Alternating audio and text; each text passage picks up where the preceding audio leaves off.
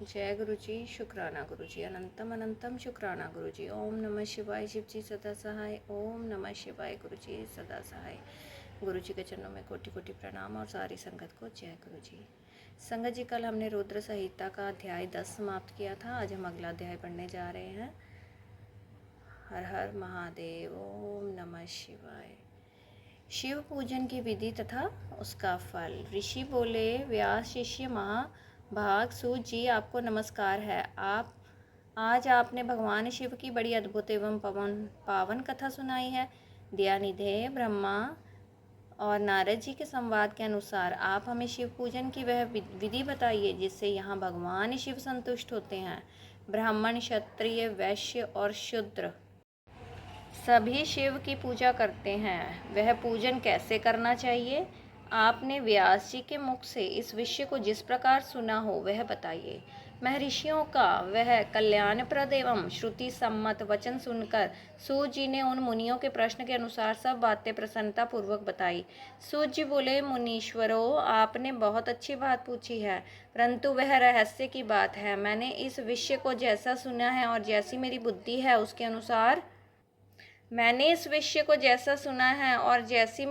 है उसके अनुसार आज कुछ कह रहा हूँ। जैसे आप लोग पूछ रहे हैं उसी तरह पूर्व काल में व्यास जी ने सनत कुमार जी से पूछा था। फिर उसे उपमन्यु जी ने भी सुना था। व्यास जी ने शिव पूजन आदि जो भी विषय सुना था उसे सुनकर उन्होंने लोकहित की कामना से मुझे पढ़ा दिया था। इसी विषय को भगवान श्री कृष्ण ने महात्मा उपमन्यु से सुना था। पूर्व काल में ब्रह्मा जी ने नारद जी से इस विषय में जो कुछ कहा था वही इस समय मैं कहूँगा। ब्रह्मा जी ने कहा, नारद, मैं संक्षेप से लिंग पूजन की विधि बता रहा हूँ, सुनो। जैसा पहले कहा गया है वैसा जो भगवान शंकर का सुखमय, निर्मल एवं सनातन रूप है उसका उत्तम भक्ति भाव से पूजन करें। इससे समस्त मनोवांछित फलों की प्राप्ति होगी। दरिद्रता, रोग, दुख और शत्रु जनित पीड़ा, ये 4 प्रकार के पाप कष्ट तभी तक रहते हैं जब तक मनुष्य भगवान शिव का पूजन नहीं करता। भगवान शिव की पूजा होते ही सारे दुख विलीन हो जाते हैं और समस्त सुखों की प्राप्ति हो जाती है। ओम नमः शिवाय। तत्पश्चात समय आने पर उपासक की मुक्ति भी होती है। जो मानव शरीर का आश्रय लेकर मुख्यतया संतान सुख की कामना करता है उसे चाहिए कि वह संपूर्ण कार्यों और मनोरथों के साधक महादेव जी की पूजा करे। ब्राह्मण, क्षत्रिय, वैश्य और शूद्र भी संपूर्ण कामनाओं तथा प्रयोजनों की सिद्धि के लिए क्रम से विधि के अनुसार भगवान शंकर की पूजा करें। प्रातःकाल ब्रह्म मुहूर्त में उठकर गुरु तथा शिव स्मरण करके तीर्थों का चिंतन एवं भगवान विष्णु का ध्यान करें। फिर मेरा देवताओं का और मुनि आदि का भी स्मरण चिंतन करके स्तोत्र पाठ पूर्वक शंकर जी का विधि पूर्वक नाम ले। उसके बाद शैया से उठकर निवास स्थान से दक्षिण दिशा में जाकर मल त्याग करें। मुने एकांत में मलोत्सर्ग करना चाहिए। उससे शुद्ध होने के लिए जो विधि मैंने सुन रखी है उसी को आज कहता हूँ। मन को एकाग्र करके सुनो। ब्राह्मण गुदा की शुद्धि के लिए उसमें 5 बार शुद्ध मिट्टी का लेप करें और धोएं। क्षत्रिय 4 बार, वैश्य 3 बार और शूद्र 2 बार विधि पूर्वक गुदा की शुद्धि के लिए उसमें मिट्टी लगाएं। लिंग में भी 1 बार प्रयत्न पूर्वक मिट्टी लगानी चाहिए। तत्पश्चात बाएं हाथ में 10 बार और दोनों हाथों में 7 बार मिट्टी लगाकर धोएं। प्रत्येक पैर में 3-3 बार मिट्टी लगाएं। फिर दोनों हाथों में भी मिट्टी लगाकर धोएं। स्त्रियों को शूद्र की ही भांति अच्छी तरह मिट्टी लगानी चाहिए। हाथ पैर धोकर पूर्ववत शुद्ध मिट्टी लें और उसे लगाकर दांत साफ करें। फिर अपने वर्ण के अनुसार मनुष्य दातुन करें। ब्राह्मण को 12 अंगुल की दातुन करनी चाहिए, क्षत्रिय 11 अंगुल, वैश्य 10 अंगुल और शूद्र 9 अंगुल की दातुन करें। यह दातुन का मान बताया गया। मनुस्मृति के अनुसार काल दोष का विचार करके ही दातुन करें या त्याग दें। छठी प्रतिपदा, अमावस्या, नवमी, व्रत का दिन, सूर्यास्त का समय पर, रविवार और श्राद्ध दिवस से ये दिन धावन के लिए वर्जित है। इसमें दातुन नहीं करनी चाहिए। दातुन के पश्चात तीर्थ या जलाशय आदि में जाकर विधि पूर्वक स्नान करना चाहिए। विशेष देश काल आने पर मंत्रोच्चारण पूर्वक स्नान करना उचित है। स्नान के पश्चात पहले आचमन करके वह धुला हुआ वस्त्र धारण करे, फिर सुंदर एकांत स्थल में बैठकर संध्या विधि का अनुष्ठान करें। यथा योग्य संध्या विधि का पालन करके पूजा का कार्य आरंभ करें। मन को सुस्थिर करके पूजा गृह में प्रवेश करें। वहां पूजन सामग्री लेकर सुंदर आसन पर बैठें। पहले न्यास आदि करके क्रमशः महादेव जी की पूजा करें। शिव की पूजा से पहले गणेश जी की, द्वारपालों की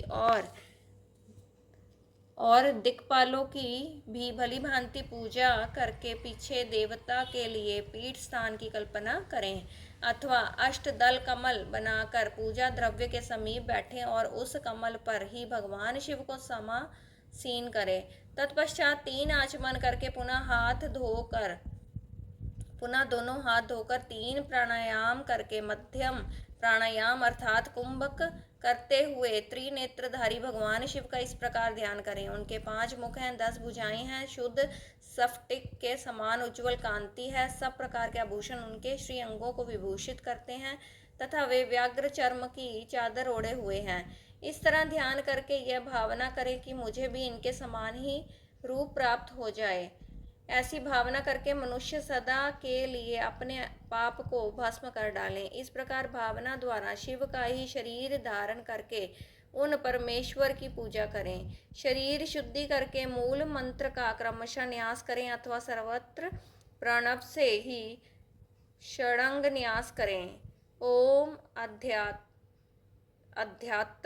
अध्यात्मादि रूप से संकल्प वाक्य का प्रयोग करके फिर पूजा आरंभ करें। पाद्य, अर्घ्य और आचमन के लिए पात्रों को तैयार करके रखें। बुद्धिमान पुरुष विधि पूर्वक भिन्न भिन्न प्रकार के 9 कलश स्थापित करें। उन्हें कुशाओं से ढककर रखें और कुशाओं से ही जल लेकर उन सबका प्रोक्षण करें। तत्पश्चात उन सभी पात्रों में शीतल जल डालें। फिर बुद्धिमान पुरुष देखभाल कर प्रणव मंत्र के द्वारा उनमें निम्नांकित द्रव्यों को डालें। खास और चंदन को पाद्य पात्र में रखें। चमेली के फूल, शीतल चीनी, कपूर, बड़ की। ओम नमः शिवाय। हर हर महादेव। जड़ तथा तमाल इन सबको यथोचित रूप से कूट पीस कर चूर्ण बना लें और आचमनीय के पात्र में डालें। इलायची और चंदन को तो सभी पात्र में डालना चाहिए। देवादि देव महादेव जी के पार्श्व भाग में नंदीश्वर का पूजन करें। गंध, धूप तथा भांति भांति के दीपों द्वारा शिव की पूजा करें। फिर लिंग शुद्धि करके मनुष्य प्रसन्नता पूर्वक मंत्र समूहों के आदि में प्रणव और अंत में नमः पद जोड़कर उनके द्वारा इष्ट देव के लिए यथोचित आसन की कल्पना करें। फिर प्रणव से पद्मासन की कल्पना करके यह भावना करें कि इस कमल का पूर्व दल साक्षात अनिमा नामक ऐश्वर्य रूप तथा अविनाशी है, दक्षिण दल लघिमा है, पश्चिम दल महिमा है, उत्तर दल प्राप्ति है, अग्नि कोण का दल प्राकम्य है, नैऋत्य कोण का दल ईशित्व है, वाय कोण का दल वशित्व है, ईश कोण का दल सर्वज्ञत्व है और उस कमल की कर्णिका को सोम कहा जाता है। सोम के नीचे सूर्य है, सूर्य के नीचे अग्नि है और अग्नि के भी नीचे धर्म आदि के स्थान है। क्रमशः ऐसी कल्पना करने के पश्चात चारों दिशाओं में अव्यक्त महत्त्व, अहंकार तथा उनके विकारों की कल्पना करें। सोम के अंत में सत्व, रज और तम इन तीनों गुणों की कल्पना करें। इसके बाद सद्योजातम, प्रपधामि इत्यादि मंत्र से परमेश्वर शिव का आह्वान करके ओम वाम देवाय नमः इत्यादि वामदेव मंत्र से उन्हें आसन पर विराजमान करें। फिर ओम तत्पुरुषाय विद्महे इत्यादि रुद्र गायत्री द्वारा इष्ट देव का सानिध्य प्राप्त करके उन्हें अघोरभ्योत्थ्य इत्यादि अघोर मंत्र से श्री सूक्त से सुंदर अथर्व शीर्ष के मंत्र से नौ भद्रा इत्यादि शांति मंत्र से शांति संबंधी दूसरे मंत्रों से भारुंड मंत्र और अरुण मंत्रों से साम तथा देवव्रत साम से अभित्व इत्यादि रथंतर साम से पुरुष सूक्त से मृत्युंजय मंत्र से तथा पंचाक्षर मंत्र से पूजा करें। 1 सहस्त्र अथवा 101 जलधाराएं गिराने की व्यवस्था करें। यह सब वेद मार्ग से अथवा नाम मंत्रों से करना चाहिए। तदंतर भगवान शंकर के ऊपर चंदन और फूल आदि चढ़ाएं। प्रणव से ही मुखवास तांबूल आदि अर्पित करें। इसके बाद जो स्फटिक मणि के समान निर्मल निष्कल अविनाशी सर्वलोक कारण सर्वलोकमय परम देव है, जो ब्रह्मा रुद्र इंद्र और विष्णु आदि देवताओं की भी दृष्टि में नहीं आते, वेद वेता विद्वानों ने जिन्हें वेदांत में मन वाणी का गोचर बताया है, जो आदि मध्य और अंत से रहित तथा समस्त रोगियों के लिए औषध रूप है, जिनकी शिव तत्व के नाम से ख्याति है तथा जो शिवलिंग के रूप में प्रतिष्ठित हैं, उन भगवान शिव का शिवलिंग के मस्तक पर प्रणव मंत्र से ही पूजन करें। धूप दीप नैवेद्य सुंदर तांबुल एवं सुरमय आरती द्वारा यथोक्त विधि से पूजा करके स्तोत्रों तथा अन्य नाना प्रकार के मंत्रों द्वारा उन्हें नमस्कार करें। फिर अर्घ्य देकर भगवान के चरणों में फूल बखेरें और साष्टांग प्रणाम करके देवेश्वर शिव की आराधना करें। फिर हाथ में फूल लेकर खड़ा हो जाएं और दोनों हाथ जोड़कर निम्नांकित मंत्र से सर्वेश्वर शंकर की पुनः प्रार्थना करें। अज्ञानाद्धि वा ज्ञानाच्च पूजादिकं मया कृतं तदस्तु सफलम कृपया तव शंकर। कल्याणकारी शिव, मैंने अनजान में अथवा जानबूझकर जो जप पूजा आदि सत्कर्म किए हों वे आपकी कृपा से सफल हों। इस प्रकार पढ़कर भगवान शिव के ऊपर प्रसन्नता पूर्वक फूल चढ़ाएं। स्वस्ति वाचन करके नाना प्रकार की आशी प्रार्थना करें। फिर शिव के ऊपर मार्जन करना चाहिए। मार्जन के बाद नमस्कार करके अपराध के लिए क्षमा प्रार्थना करते हुए पुनरागमन के लिए विसर्जन करना चाहिए। इसके बाद अध्याय से आरंभ होने वाले मंत्र का उच्चारण करके नमस्कार करें। फिर संपूर्ण ओम नमः शिवाय हर हर महादेव संपूर्ण भाव से विभोर हो इस प्रकार प्रार्थना करें। शिवे भक्ति शिवे भक्ति शिवे भक्ति भर्वे भवे अन्यथा शरणम नास्ति तत्मेव शरणम मम। प्रत्येक जन्म में मेरी शिव में भक्ति हो, शिव में भक्ति हो, शिव में भक्ति हो। शिव के सिवा दूसरा कोई मुझे शरण देने वाला नहीं। महादेव आप ही मेरे लिए शरण दाता हैं। ओम नमः शिवाय हर हर महादेव। इस प्रकार प्रार्थना करके संपूर्ण सिद्धियों के दाता देवेश्वर शिव का पराभक्ति के द्वारा पूजन करें।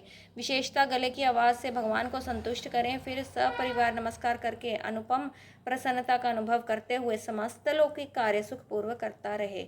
जो इस प्रकार शिव भक्ति प्रायाण हो प्रतिदिन पूजन करता है, उसे अवश्य ही पग पग पर सब प्रकार की सिद्धियां प्राप्त होती हैं। ओम नमः शिवाय। वह उत्तम वक्ता होता है तथा उसे मनोवांछित फल की निश्चय ही प्राप्ति होती है।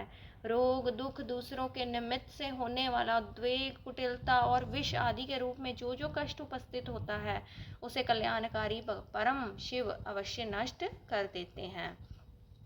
उस उपासक का कल्याण होता है। भगवान शंकर की पूजा से उसमें अवश्य सद्गुणों की वृद्धि होती है। ठीक उसी तरह जैसे शुक्ल पक्ष में चंद्रमा बढ़ते हैं।